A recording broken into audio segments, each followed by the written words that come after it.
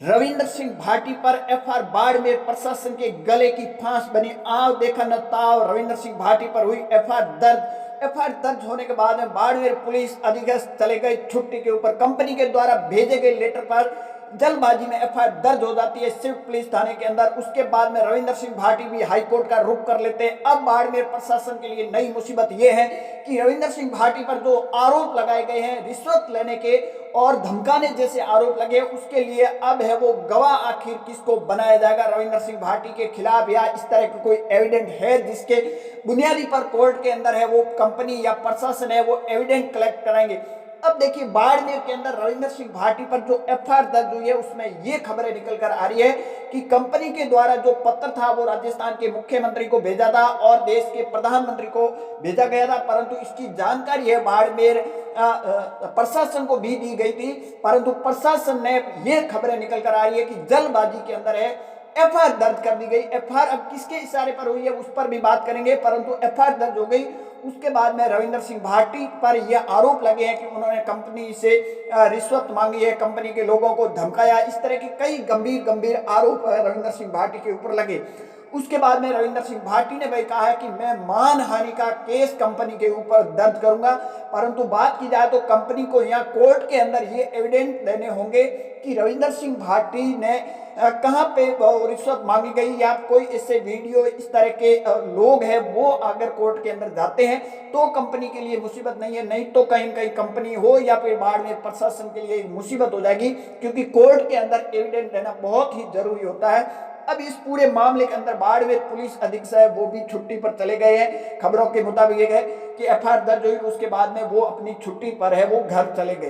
परंतु यहाँ बात की जाए तो रविंद्र सिंह भाटी पर एफआईआर दर्ज होने के बाद में रविंद्र सिंह भाटी ने एक कॉन्फ्रेंस की, उसमें रविंद्र सिंह भाटी ने कहा कि मैं हाई कोर्ट का रुख करूंगा और कंपनी के ऊपर मानहानि का केस दर्ज करूंगा, क्योंकि जो कंपनी ने रविंद्र सिंह भाटी पर आरोप लगाए हैं रिश्वत लेने के लिए, धमकाने के लिए, रविंद्र सिंह भाटी ने कहा कि अगर इस तरह के केस मेरे ऊपर दर्ज होते हैं तो मैं जनप्रतिनिधि के तौर पर ये मेरे को मेडल के तौर पर मैं स्वीकार करता हूं।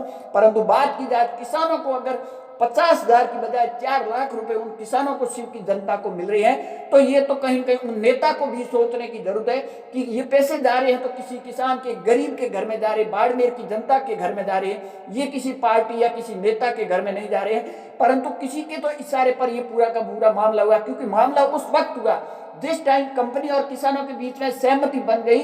सहमति बनने के बाद में ये मामला, आखिर किसने इस मामले को इशारा दिया और उसके बाद में इस मामले को हाईलाइट किया जाता है।